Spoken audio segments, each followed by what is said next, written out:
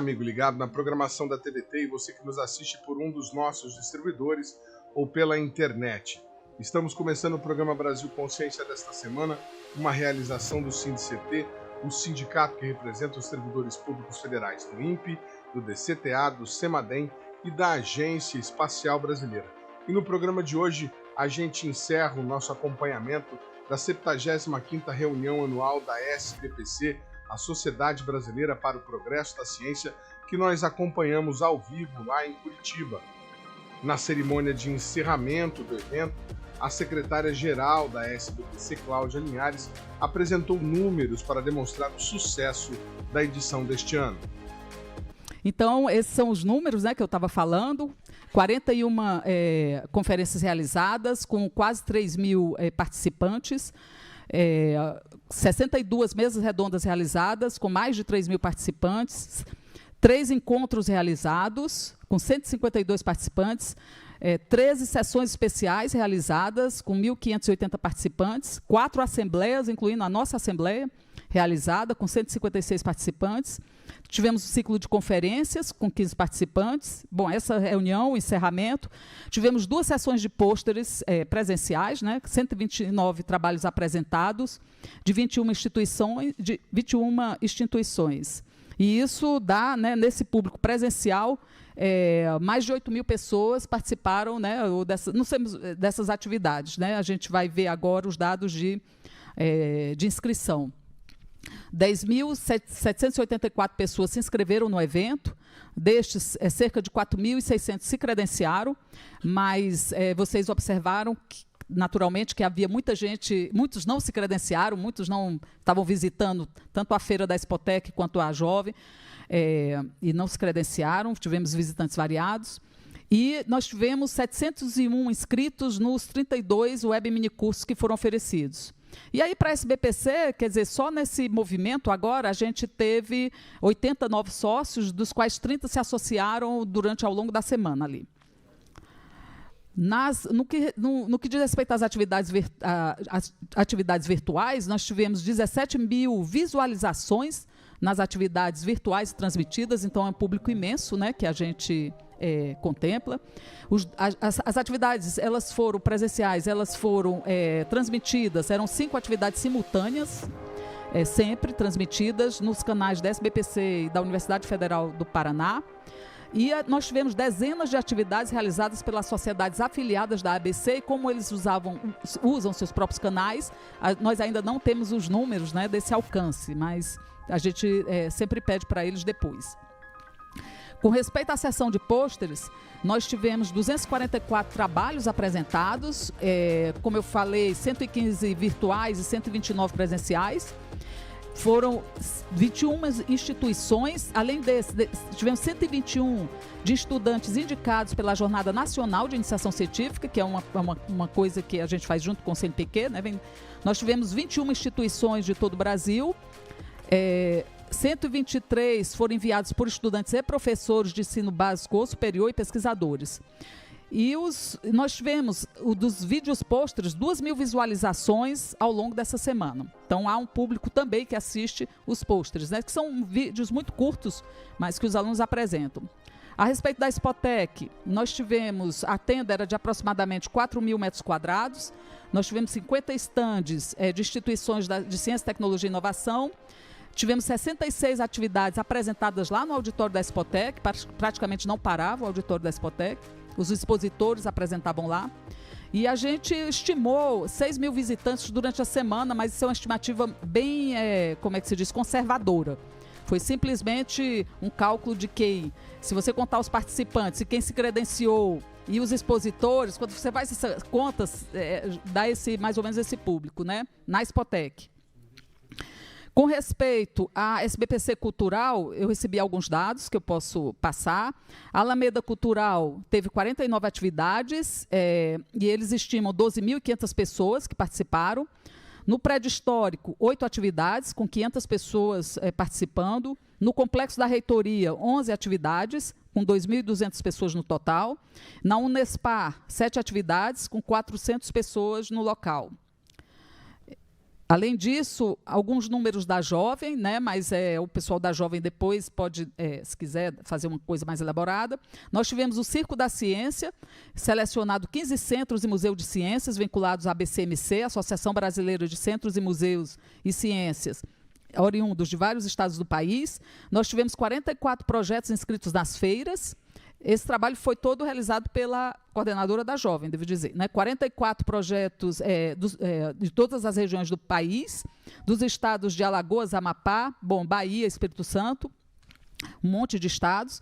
Nós tivemos 112 projetos escolares, principalmente de escolas da região próxima a Curitiba. Foram recebidas 37 propostas de instituições parceiras para realizar exposições nos diferentes espaços da SBPC Jovem.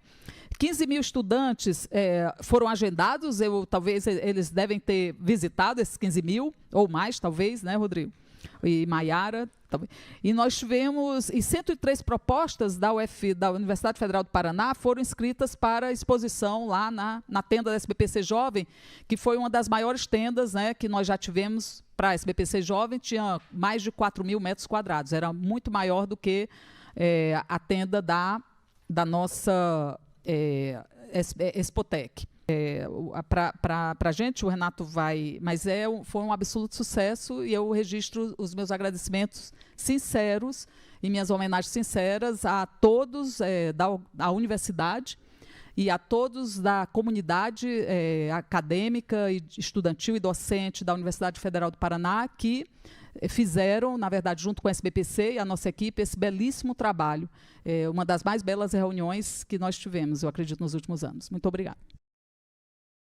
A SBPC de 2024 já tem local, vai acontecer no Pará, e o reitor da Universidade Federal do Pará esteve presente na reunião para anunciar que os preparativos já estão começando e convidar a todos para participar da SBPC na Amazônia. Quero agradecer muito a confiança da SBPC na Universidade Federal do Pará para a realização da 76ª reunião anual.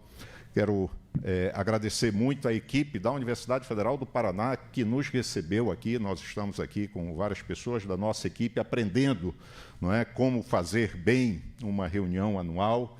Não é? E continuaremos contando com vocês nos próximos meses, porque muita coisa ainda dependeremos da conversa com vocês.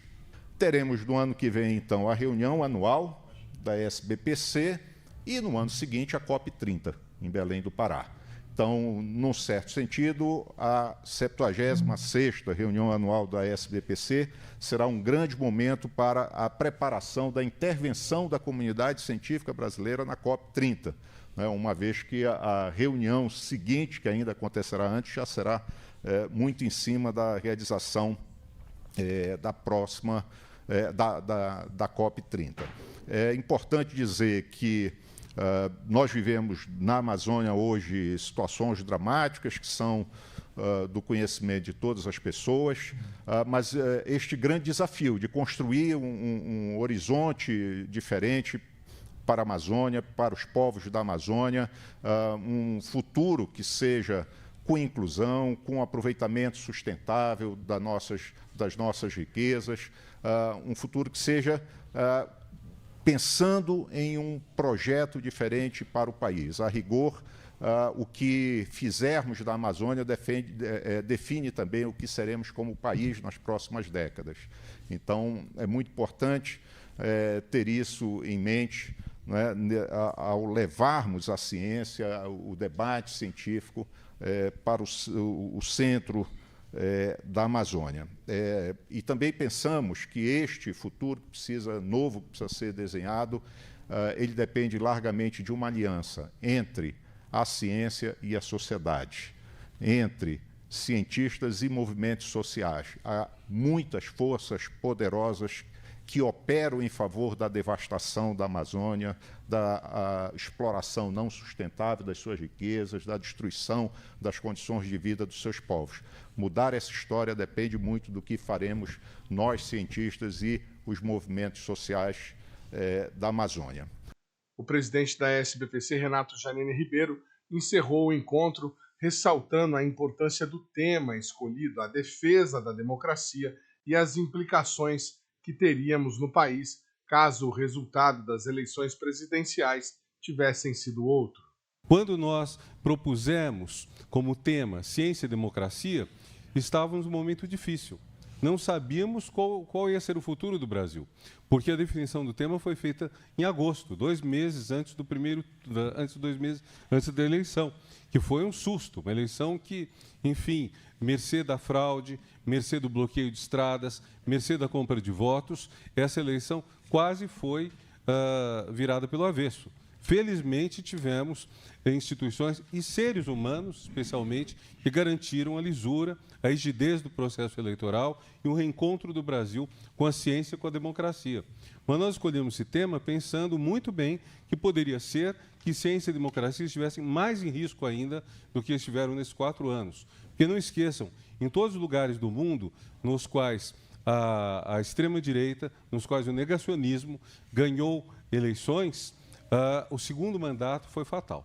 É o que aconteceu na Polônia, na Hungria, é o que acontece na Índia, e a volta se torna muito difícil, a recuperação de algum valor depois disso. Então, foi por um fio que a gente conseguiu. Então, não sabíamos se ciência e democracia estariam hoje sendo armas de uma resistência seriamente ameaçadas ou se estariam em reconstrução. Felizmente, pelo trabalho de muitos, está em reconstrução.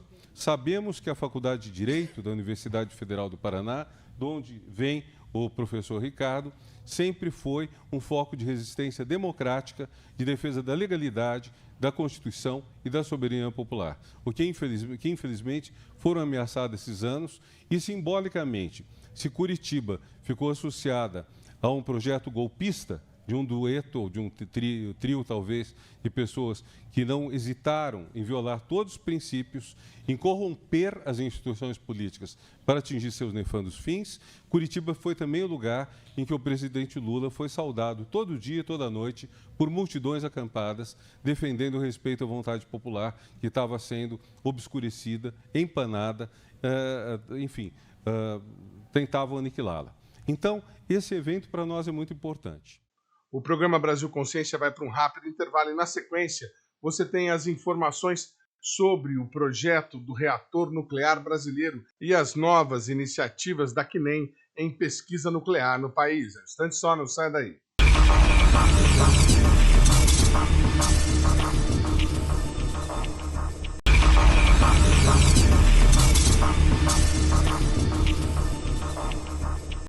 Muito bem, amigo do programa Brasil Consciência, a gente está de volta aqui na Expotec e agora a gente está dentro do stand da Comissão Nacional de Energia, justamente com o presidente da comissão, o Francisco Rondinelli, que vai falar um pouco do que eles trouxeram para mostrar aqui. Eu estou do lado de uma maquete do reator nuclear que tem lá no IPEM, em São Paulo, na USP, mas eles trouxeram muito mais coisa.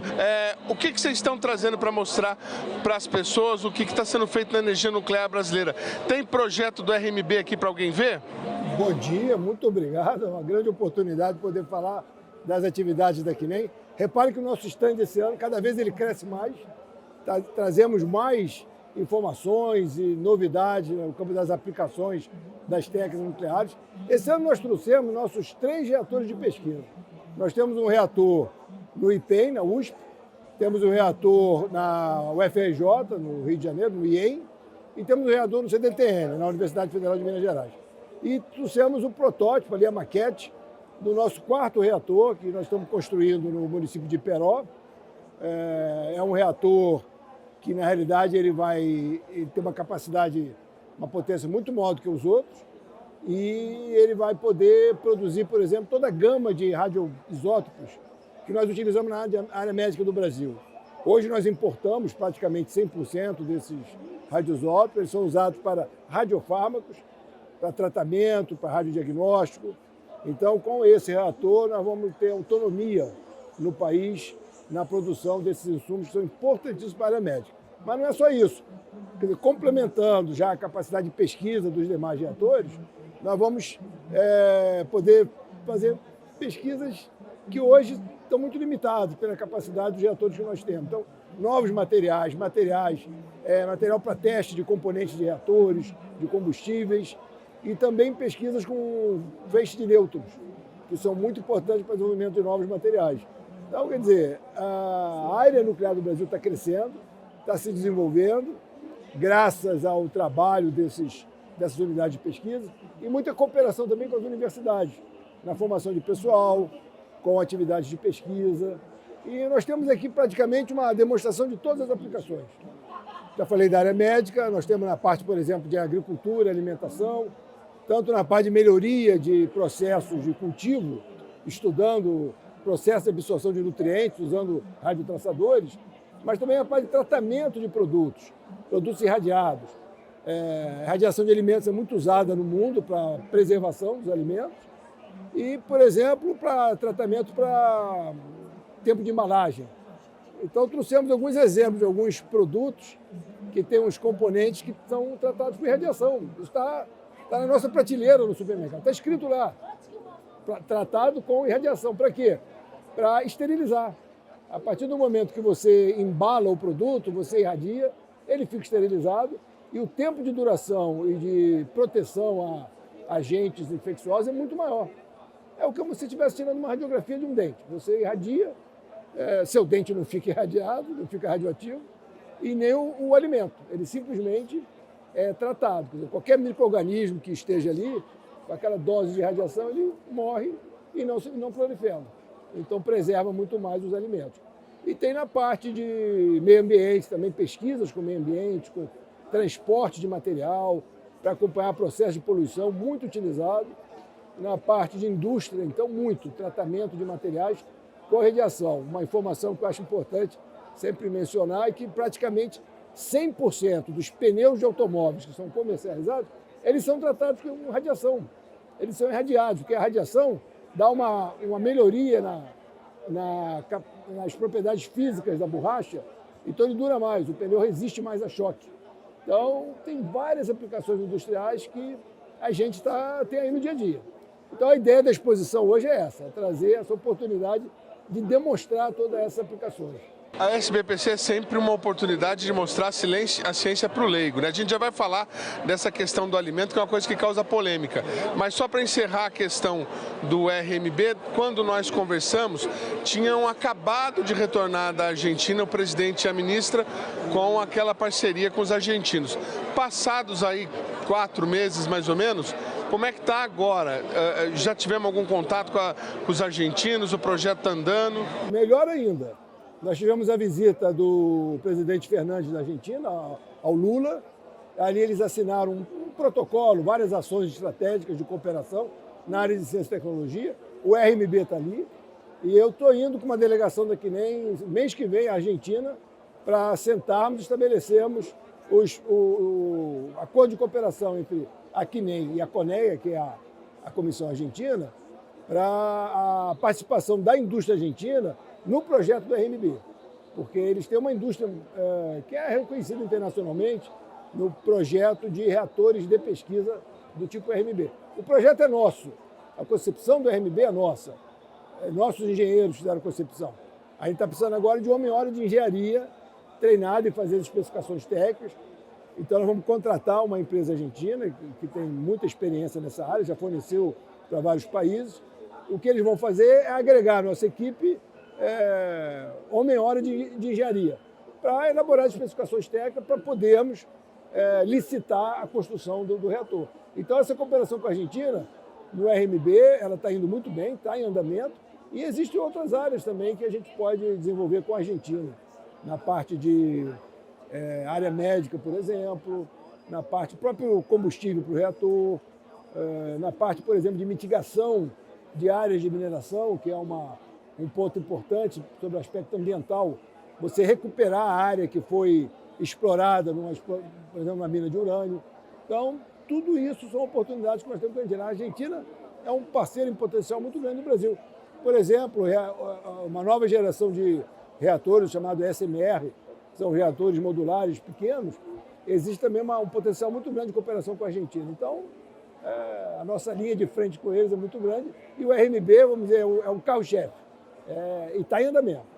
Estamos avançando já e a partir do mês que vem a gente já vai ter contatos com a empresa, com a Envap, para começar a colocar os técnicos trabalhando em conjunto. Agora, o senhor falou a questão de irradiar alimento, né? A gente está mostrando aí agora alguns alimentos que vocês trouxeram aí de exemplo.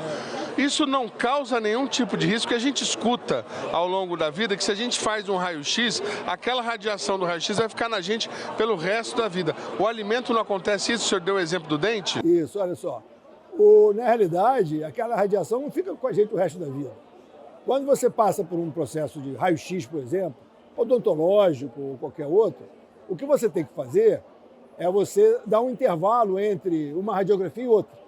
Por quê? Porque toda a radiação é uma radiação ionizante. Ela acaba provocando uma ionização na pele e você tem que esperar o organismo se recuperar. Por isso você não pode fazer radiografia com muita frequência, porque o organismo recupera, aquela célula morre e é como se fosse... Quando você pega, por exemplo, o sol, a pele fica morena, o que é aquilo ali? É a pele que queimou, ela morreu, e vai soltar, você descasca por causa disso. A radiação também acontece, mas num nível muito menor grau. Mas acontece, quer dizer. Então, o que a gente faz? A gente dá um intervalo entre uma radiografia e outra para esperar o organismo se recuperar. Então, a radiação não fica na gente. Ela produz um efeito que passa. Com o alimento é a mesma coisa. Na hora que você irradia um alimento, aquela irradiação atravessa o alimento e vai embora. Ele não fica radioativo, não fica nenhuma radiação ali. Radiação é energia gama, é uma energia que atravessa, é onda. Atravessa, aquece e vai embora. E nesse processo, os micro-organismos não resistem, né? Porque eles são unicelulares, então eles recebem aquela carga de energia e eles morrem, simplesmente ionizam, morrem. E então você esteriliza o alimento. É um processo muito mais eficiente e muito mais, vamos dizer assim, puro do que processos outros. Por exemplo, você pode... Algumas frutas, por exemplo, são fervidas. Você lava. Aí você ferve para matar alguma bactéria que está ali dentro. Você muda o sabor da fruta. Quando você irradia, isso não acontece. Que é uma radiação muito rápida. Você mata os micro-organismos, mata qualquer larva ou ovo de inseto que esteja ali dentro. E aquela fruta ela fica preservada, só você embalar. Então, a radiação de alimentos tem esse objetivo de tratar o alimento e eliminar micro-organismos que estejam presentes nele. O alimento não fica radioativo. Outro exemplo, todo o material cirúrgico no Brasil é irradiado. E uma boa parte dos esparadrapos, escovas de dente, fio dental, tudo que a gente compra que vem embalado num saquinho plástico, ele foi irradiado pela empresa que produziu. Porque eles embalam, irradiam, e aquilo ali não tem mais contato com o meio ambiente e não é contaminado novamente. Então, a hora que você compra um produto irradiado, enquanto ele estiver com a sua embalagem preservada, ele está 100% protegido de qualquer micro-organismo. Está liberado para consumo. Bom, imagino que o RMB é o maior projeto da CNEM nesse momento, né? Mas a CNEM tem outros projetos em andamento. O que vocês estão planejando aí para o futuro? Nós temos, por exemplo, aqui mesmo a gente pode ver uma maquete de uma unidade móvel de tratamento por irradiação. Então a gente faz, por exemplo, muito tratamento de efluentes industriais ou mesmo urbano, irradiando. Existe uma técnica, você pode irradiar. Efluente, o senhor fala, está falando de esgoto mesmo. Falando de esgoto, você pode irradiar esgoto, aí facilita, você mata os micro-organismos e você facilita o processo de tratamento para purificar aquela água e ela ser reciclada. Você pode fazer isso perfeitamente. Então, e você faz alguns tratamentos industriais também. Resíduos industriais que são dissolvidos na água, você também trata com radiação, dissolve os resíduos e você facilita o processo de filtragem. Então, você consegue recuperar a água que está ali, fazer uma reciclagem. E a gente tem uma unidade móvel aqui, uma maquete, que é um projeto grande, ele está sendo concluído nesse momento, e a gente espera, a partir do ano que vem, já começar a rodar pelo Brasil, visitando áreas industriais, demonstrando o processo e, ao mesmo tempo, prestando serviço. Empresas que têm uma quantidade pequena de resíduo vai poder tratar ali naquela unidade. Mas mais incentivar a instalação de um equipamento como um irradiador para fazer esse tratamento. Então, esse é um dos projetos. Nós temos um outro projeto que é muito importante também para o setor de geração de energia, que é o nosso repositório de rejeitos. A palavra rejeitos também causa assim, uma reação sempre muito negativa com relação à tecnologia nuclear, mas algumas coisas são importantes a gente observar. As usinas nucleares, elas geram rejeitos que a gente chama de baixa e média, que é fruto da operação de manutenção da usina. Quando você faz a manutenção, você tem resinas, você tem filtros, você sempre tem alguma liberação de algum material radioativo que vem junto com o elemento combustível. Então, isso tudo é retirado dos elementos filtrantes, das próprias ferramentas, e isso é embalado em tambores e fica num depósito. Então, é um depósito inicial de material radioativo de baixa e média. Na área das aplicações também, os nossos institutos têm depósitos de materiais radioativos que a gente chama de baixa e média. Fontes industriais exauridas, fontes de, por exemplo, de radioterapia que também já estão exauridas, mas ainda tem uma certa quantidade de radiação. Tudo isso é classificado como rejeito de baixa e média. Então a gente recolhe e a gente embala e a gente guarda nos nossos depósitos. Se você visitar um depósito desse, veja bem, todo mundo associa a palavra rejeito com lixo. Ah, é lixo nuclear. Não é lixo. Se você entra num depósito de um rejeito radioativo, você vê uns tambores, todos pintados, identificados, qual é o material que tem ali. Quer dizer, é um depósito, é um galpão. É um galpão onde você tem essa substância armazenada. Por quê? Porque é uma regra do setor nuclear não liberar material radioativo para o ambiente. Isso é uma regra. Então, tudo que é produzido nesses processos de utilização, eles são recolhidos. Alguns decaem e vão embora. Por exemplo, aplicação na medicina, quando você faz um exame de um radiodiagnóstico, você recebe uma injeção de material radioativo, mas aquilo ali em pouco tempo ele decai, ele deixa de ser radioativo, a meia-vida é curta. Mas alguns têm uma meia-vida longa, de alguns anos. Então a gente recolhe esse material e guarda nesse depósito.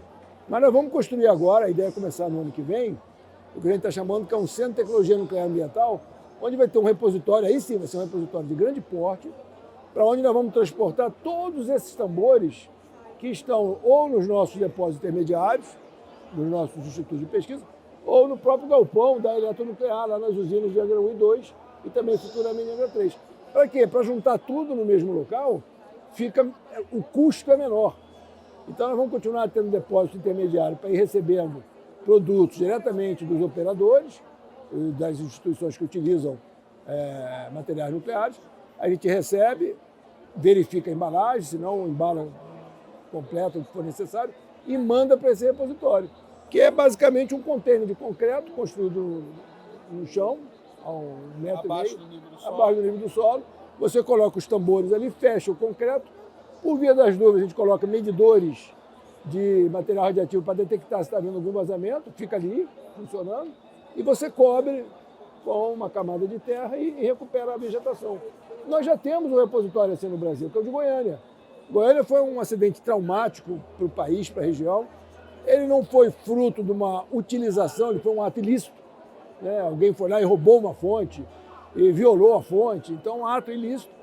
Mas a solução que se deu ali foi recolher todo o material que havia se espalhado no chão, nas árvores. Isso foi embalado nesses tambores e se construiu lá em Abadia de Goiás um repositório que é exatamente assim. É um contêiner de concreto enterrado, os tambores estão ali, fechados, cobertura de terra, vegetação aberta à visitação pública. Você pode subir lá no morro onde está. Andar por cima. A dose de radiação ali é baixíssima. Tá certo? Então nós já temos uma experiência. Essa é a solução. E outra coisa importante, o volume é muito pequeno. A quantidade de material que você gera operando uma usina nuclear, por exemplo, nós estamos falando de alguns metros cúbicos por ano. Quanto? Alguns metros cúbicos por ano. Uma dezena de metros cúbicos. No caso de usina nuclear é maior. Mas eu diria o seguinte, uma usina nuclear operando durante 40, 60, 80 anos, você precisa aí de 1/4 de um campo de futebol, se você quiser colocar esses tambores um do lado do outro, entendeu? Então, é um volume muito pequeno relacionado à quantidade de energia que você obtém do material. Outra ideia, por exemplo, a usina de Angra 2, ela consome 30 toneladas de urânio por ano. Então, 3 caminhões, 10 toneladas cada uma, que chegam ali em Angra e entregam esse material. Muito bem. E esse material, uma vez utilizado, ele também é embalado e acondicionado. Se fosse uma usina térmica a carvão, como por exemplo, se usa no mundo inteiro, carvão é o combustível mais usado para geração térmica. Seriam 12 navios cargueiros carregados de carvão para colocar a usina para funcionar durante um ano. Olha a diferença da densidade energética. Então você precisa queimar 12 navios cargueiros de carvão numa usina que seja movida a carvão. Se você usar uma nuclear como é Angra, você precisa de 30 toneladas. São 3 caminhões, são 3 containers de 10 toneladas cada um. Com uma vantagem, você não queima esse material e libera na atmosfera. Nas usinas térmicas a carvão, você queima e libera na atmosfera. É um problema que nós estamos tendo do teor de CO2 hoje, fruto dessa queima de carvão. Não estou condenando, eu estou dizendo o seguinte, é uma alternativa energética, mas precisa alguns tratamentos que existem, só que vai encarecer a geração. Você pode recolher, você pode filtrar, você pode recolher esse CO2, você pode enterrar em depósitos subterrâneos, tudo tem uma solução. Mas é que eu estou dizendo que a nuclear já faz isso, a nuclear já cuida para que não haja nenhuma liberação de material radioativo para o meio ambiente. Mas assim, quando a gente ouve falar de indústria nuclear, o que está vindo, as últimas notícias são que a Alemanha abandonou o modelo energético nuclear. Por que eles estão abandonando e nós estamos investindo? A Alemanha foi uma mobilização social muito grande, teve uma composição política com o Partido Verde, então eles resolveram levar essa opção do abandono. Mas o que acontece? Qual a alternativa que a Alemanha criou? Ela reativou as suas minas de carvão. Então, a Alemanha está pior do que o pior do soneto. E outra, ela compra energia da França que é gerada por usina nuclear. Então, é uma conta que não fecha. Na realidade, a geração da renovável na Alemanha cresceu, mas ela não é suficiente para atender um país com desenvolvimento industrial como a Alemanha. Não é. Então, ela precisa de usinas térmicas, a carvão, a gás. A Alemanha importa gás da Rússia. Agora está com um problema grave lá de abastecimento. Mas é térmica a gás, queima CO2 na atmosfera. Então, se você for olhar as metas de não emissão da Alemanha, a conta não fecha. Como é que ela vai fazer essa conta tendo retirado as usinas nucleares de operação? É uma opção política, um pouco econômica, mas até para incentivar o desenvolvimento das regiões de mineração. Então, tem muitas facetas que precisam ser usadas nessa. A França, 75% da energia elétrica da França é nuclear. 75% da energia. A França não tem problema de eletricidade, porque ela gera nas usinas. E não tem nenhum problema de perigo, risco, contaminação. Acidentes. Isso, os históricos são muito específicos. Tudo pode ser discutido, explicado, mas é a opção de cada um. Nos Estados Unidos, a rede de geração de energia nuclear nos Estados Unidos, são mais ou menos 100 reatores, é maior do que toda a malha energética brasileira. Tudo que o Brasil gera com todas as usinas hidrelétricas e as terras, os Estados Unidos gera só com o parque nuclear, sem usinas. Então, é um potencial muito grande. O Brasil tem um potencial para, em termos de disponibilidade de urânio, os medidos até agora, 10, 12 usinas. É uma Itaipu. Então, você entregar para o país, na malha energética brasileira, que é o sistema interligado, uma Itaipu. Uma nova Itaipu. Isso dá uma estabilidade para o sistema, isso dá um nível de segurança energética. Nunca mais nós vamos ter apagão na vida. E o preço também, imagino que cai. O preço da geração térmica, de um modo geral, é maior. Claro, é maior do que uma hidrelétrica, por exemplo. Mas quando você faz essa conta de emissão, de impacto ambiental, falta de energia, aí você nivela, você faz a modicidade tarifária, você nivela as tarifas. Uma custa um pouco mais, uma custa um pouco menos, mas na média o custo para o consumidor é menor, quando você garante o suprimento. Mas isso falando de geração elétrica, né? Tem várias aplicações aí que a gente já comentou aqui rapidamente. O programa Brasil Consciência vai para um rápido intervalo e na sequência a gente mostra as atrações da maior SBPC jovem de todos os tempos. É um instante só, não sai daí.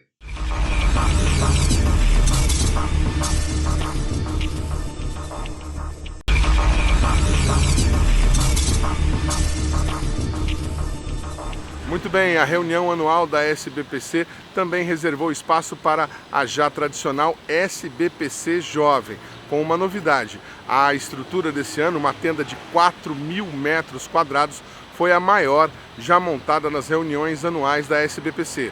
Veja.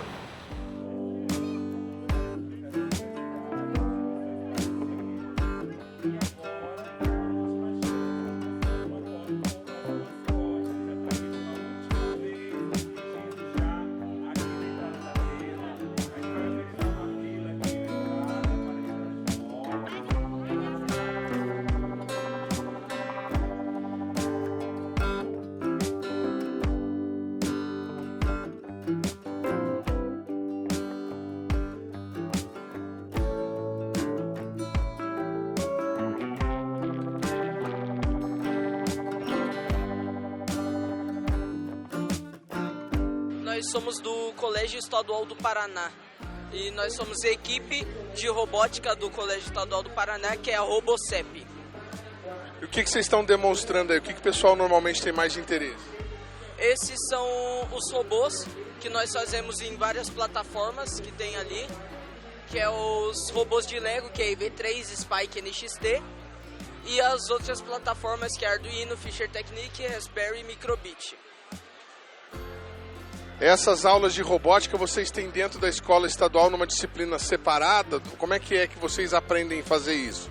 É em um extracurricular que nós fazemos, que nós escolhemos entrar e daí é dentro do colégio mesmo. Quantos alunos mais ou menos participam disso? Olha, uns 20 mais ou menos. Vocês participam de competições em algum lugar, não? Nós participamos de 3 competições, que é a OBR, que é a Olimpíada Brasileira de Robótica, que é aberta para qualquer plataforma. A FLL, que é a First Lego League, que é feita para os robôs de Lego. E a FTC, que é a First Tech Company.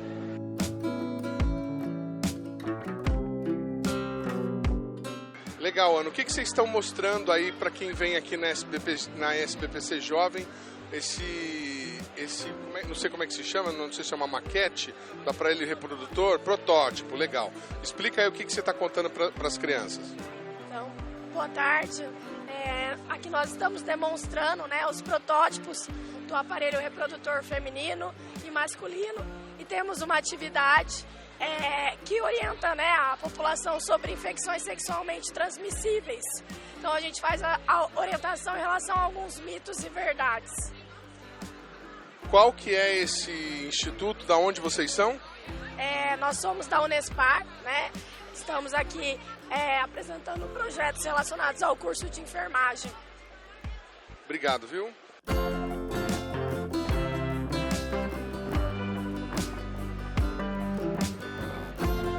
Amanda, conta pra gente o que vocês trouxeram lá de Ponta Grossa para mostrar aqui na SBPC 2023. Bom, a gente trouxe todos os nossos projetos, os projetos que a gente coloca robótica nas escolas para ensinar sem uso de tela. Então, todos os nossos projetos a gente produz lá dentro da UEPG, né, que a nossa startup está dentro da UEPG. A gente produz os nossos livros, então todos os livros é de produção nossa. E a gente produz o texto, as ilustrações, a gente tenta ensinar, passar conceitos de robótica, matemática, para ensinar as crianças a colocar a mão na massa, criar projeto. Então, aqui a gente tem um planetário. Então, a gente colocou umas ideias de Isaac Newton para criar esse planetário. A gente também tem a nossa capivara, que é a principal personagem, e a gente coloca problema na vida dela. Como que as crianças vão resolver? Então, a gente tem os nossos projetos. Eu vou pegar aqui para você. Ela queria pegar a goiaba no alto da árvore e não conseguia. A gente fez uma garra para ela poder pegar. Aí ela também, lá na floresta, não tinha mais luz, né? À noite ficava sem luz. A gente fez uma lanterna para ela.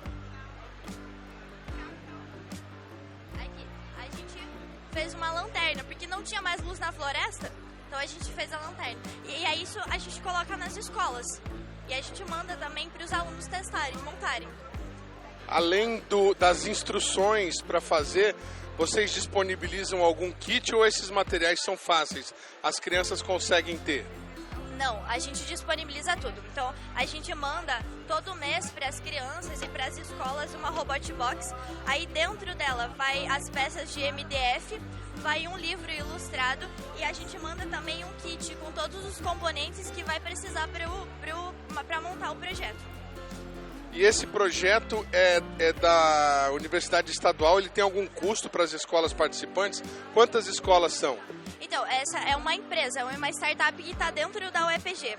E a gente faz parceria com escolas particulares. E dessas parcerias, a gente também tem alunos separados que assinam o nosso produto. E quando você diz a gente, quem que está fazendo? São alunos de quê? Então, o nosso chefe, o Evandro Kafka, que é do curso de Engenharia de Computação, eu que sou do curso de Engenharia de Software, e a Bruna, que é a nossa ilustradora, que é de Química. E aí você pode pensar, mas o que Química tem a ver com isso? Então, não tem muita coisa a ver, mas a gente faz funcionar.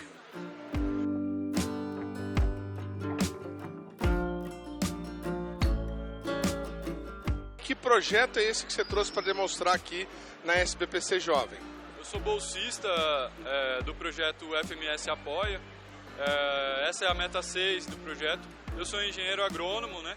E vou estar dando assistência técnica a esse projeto aqui no âmbito das escolas de campo aqui no estado do Paraná, né? Esse é um projeto em parceria da UFMS com a FAPEC e a Secretaria de Educação do Governo do Estado do Paraná, né? Agora, por que a Universidade Federal do Mato Grosso do Sul firmou uma parceria com a FAPEC do Paraná? Vocês já têm esse projeto lá no Mato Grosso do Sul ou aqui vai ser piloto? Não, na verdade a FAPEC é sediada em Campo Grande, né? E essa parceria entre o Governo do Estado do Paraná, a FAPEC e a UFMS, ela deriva de projetos já muito frutíferos lá no estado do Mato Grosso do Sul. Bacana, e agora me explica então o projeto. Aonde que essa escola de campo vai funcionar? Esse é um protótipo, né, de como a gente vai estar trabalhando aqui no estado do Paraná. Já são 18 hortas que a gente vai instalar com esse protótipo e com esse modelo aqui que a gente criou, né, em conjunto com o nosso grupo, a gente vai estar podendo trabalhar com filhos e filhas de agricultores e trabalhadores do campo aqui no estado do Paraná. Mas qual que é a ideia? Pelo que estavam me falando aí, parece que isso vai para uma escola. Como é que é isso? Exatamente, né? A gente escolheu 18 escolas de acordo com o IDEB, né, o Índice de Desenvolvimento Escolar, para que a gente pudesse estar instalando essas hortas, né, nessas escolas de campo. E qual que é a diferença dessa horta para uma horta comum que algumas escolas já têm? O que tem no projeto que facilita, o que é mais especial, digamos assim? Bom, basicamente a estrutura que a gente vai estar levando para essas escolas se diferencia por ser bastante completa, né? Pelos sistemas de irrigação automatizada, né? Pela estufa, pelo sombreamento, pela captação de energia fotovoltaica para a alimentação das bombas de irrigação e também pela utilização da agroecologia como base, né? Então a agroecologia ela está trabalhando em equilíbrio questões sociais, ambientais e econômicas, podendo trazer esse espaço, o rendimento de um equilíbrio entre esses três eixos, né? E pelo que você está falando, então vocês vão montar essa estrutura toda na escola. Vocês é que vão montar tanto a estufa quanto essa parte de bloqueio solar? Nós estamos com diversas parcerias, né? E criando essa estrutura nas escolas. Então, teremos uma assistência técnica, né? E a professora coordenadora do projeto, a professora Vanderleia, e o professor André criaram um cronograma, uma forma da gente estar instalando todas essas etapas nas escolas de modo organizado, né?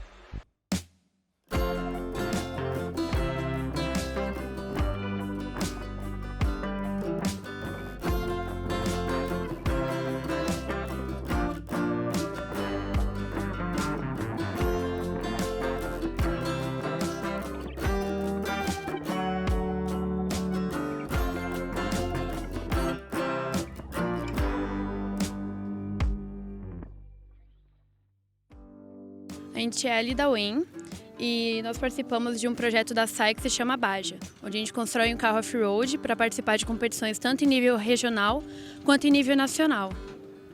Daí o nosso projeto se chama Cap Baja. Qual que é a dificuldade de fazer um carro desse? É complicado na questão de você colocar a mão na massa, ver que a teoria é um pouco diferente da prática, né? Então você acaba aprendendo muito, porque a gente sabe que na faculdade a gente vê muita teoria e acaba vendo pouca prática. Então participar de projetos como esse ajuda bastante. É muito legal para algumas meninas que têm vontade de entrar nessa área ver uma menina trabalhando, participando. Tem muita menina na sua sala? Como é que é? Na minha sala até que tem bastante. A gente é em 7 meninas na sala. Então, eu vejo que está crescendo bastante a parte das mulheres na engenharia. No projeto também tem, além de mim, tem mais 2 e tem mais algumas para entrar. Então, está crescendo bastante a presença feminina ali na parte da engenharia.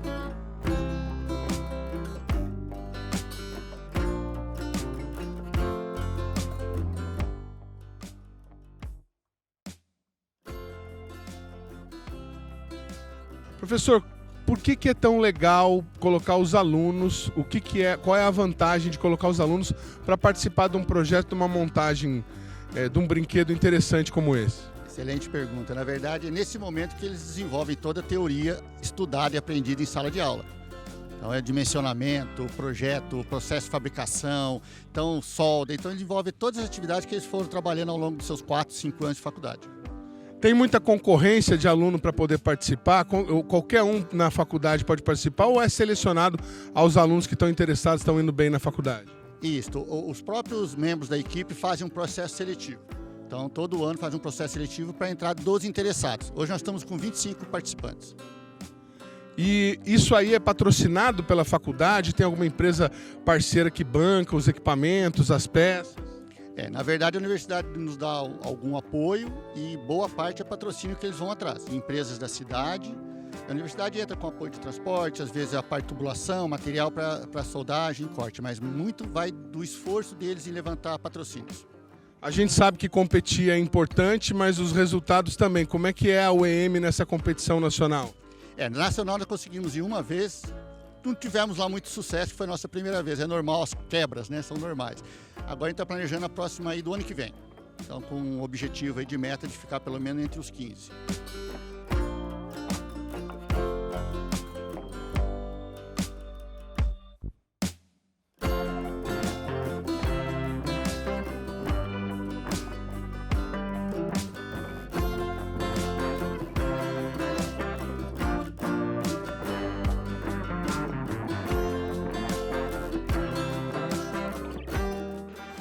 Legal. Caroline, que projeto é esse? De que curso que é? Por que vocês trouxeram aqui? Então, a gente é um projeto de extensão da UFPR que abrange todos os cursos. Esse é um protótipo off-road que a gente constrói para a competição, toda a parte de projeto, pesquisa, somos nós que fazemos. Caroline, que projeto é esse? E de a que gente curso está aqui que na é? feira para divulgar tanto o conhecimento que a gente adquire, que abrange nos nossos cursos. São vários cursos, desde engenharias até física, design, essas coisas. E estamos aqui. Você é aluna de qual curso? Eu faço design de produto. Esse de que curso design de produto? Qual foi sua participação aí no carrinho? Eu faço parte do marketing, então toda a parte do marketing conhecimento eu gerencio, além de ser membro da parte de engenharia e materiais, que estuda essa parte de design e ergonomia. Então coisas. Desde a construção do banco até o projeto de construção da Você é aluna e conversa com todos os outros subsistemas também. Vocês participam de competições com esse carro? A gente tem a competição regional, que acontece em novembro, eu gerencio, geralmente aqui no sul mesmo. E também a nacional, onde todas as equipes do Brasil concorrem, para depois ir para a etapa internacional, os melhores classificados. Tem a competição regional, que eu gerencio. Geralmente... Conta pra gente, que tenda é essa que vocês estão mostrando aí?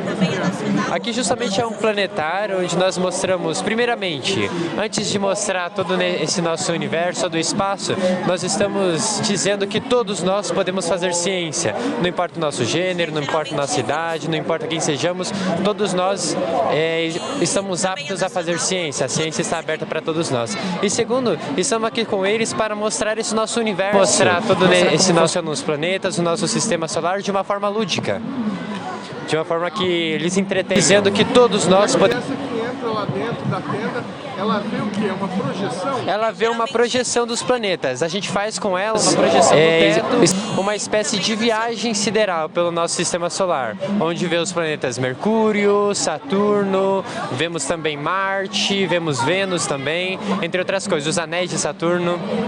Seria como um cineminha 360 graus. Exato, seria ela vê um cineminha 360 graus. Todo o ambiente para fazer uma imersão pelo nosso sistema solar e das pessoas. Quantas crianças mais ou turno. Vocês atenderam nesses dias, nessa semana de eventos aqui? Mais ou menos cada dia 500 pessoas para mais. E só hoje 1.000 pessoas. Ou seja, somando os 5 dias de semana, mas hoje umas 3.360 graus, mais pessoas.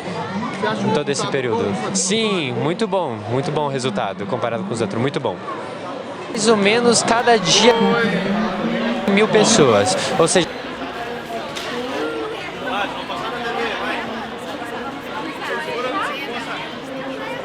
tudo bom? Posso fazer uma perguntinha para vocês? O que vocês acharam ali da tenda? Muito bom. Como é seu nome? Isabela. O que você gostou? O que você mais gostou, Isabela? De falar que quer dizer que aquele planeta que dizem que não é planeta é planeta.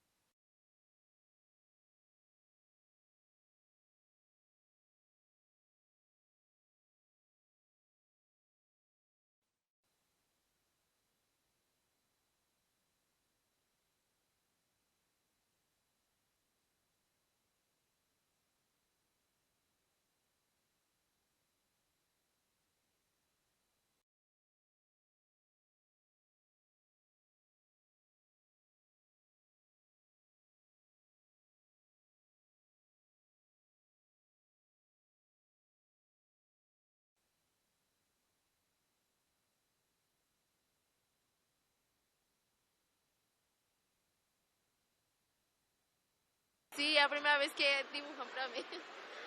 Foi incrível. Obrigada. O programa Brasil Consciência desta semana vai ficando por aqui. Você que quiser conferir os demais conteúdos produzidos pela rádio do CINCT deve acessar a nossa página no Facebook, que está aí para você na tela nesse momento. Você que quiser conferir os demais programas já produzidos pelo Brasil Consciência, nossa página no YouTube está sempre disponível para você, além dos programas publicados também no canal da TVT. Dúvidas, críticas, sugestões e reclamações, você deve entrar em contato conosco pelo nosso e-mail. A gente volta na semana que vem com mais uma atração inédita para vocês. Tchau, gente. Um abraço.